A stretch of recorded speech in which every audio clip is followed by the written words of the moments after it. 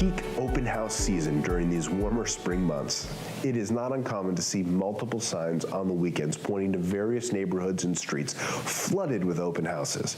It is every realtor's dream that crowds of people invade these open houses.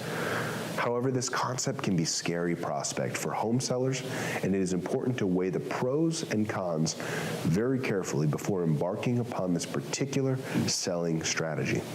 While fear should never be a determining factor for any decision, and the goal is not to scare you, here are some important facts to consider in determining whether or not an open house is a good way to attract prospective buyers. The cons. 1. Criminal activity. Open homes provide easy access for lazy criminals who are hoping for a quick opportunity to swipe whatever they can fit into their pockets.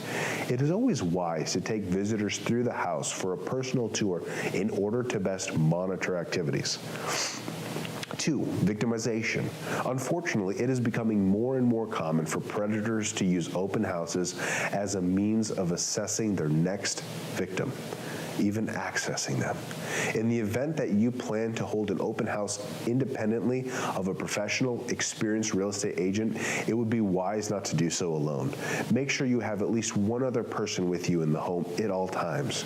You can also install the Circle of 6 apps on your iPhone or Android. This is a great program for sounding the alarm when you feel you are in danger, as you will be able to alert 6 people who are geographically closest to you, and that can help you. You should always call 911 if you feel you are in imminent danger. And 3, slim chance of sale.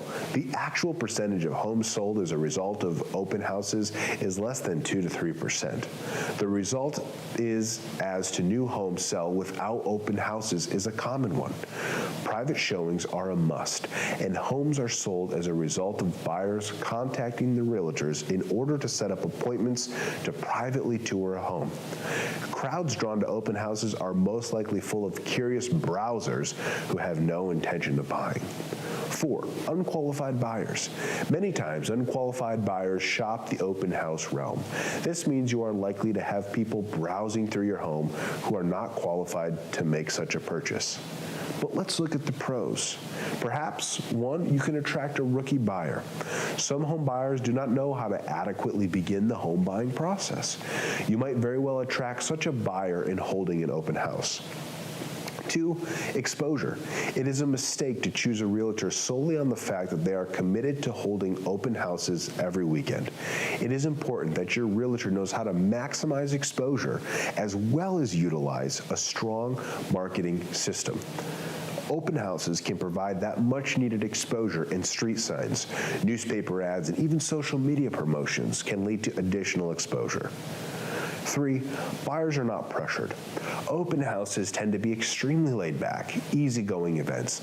Most realtors allow buyers to peruse the home without pressure, thus allowing the opinion for a buyer to view homes in a more considerate mode. This gives them time to analyze and truly picture themselves living in a home.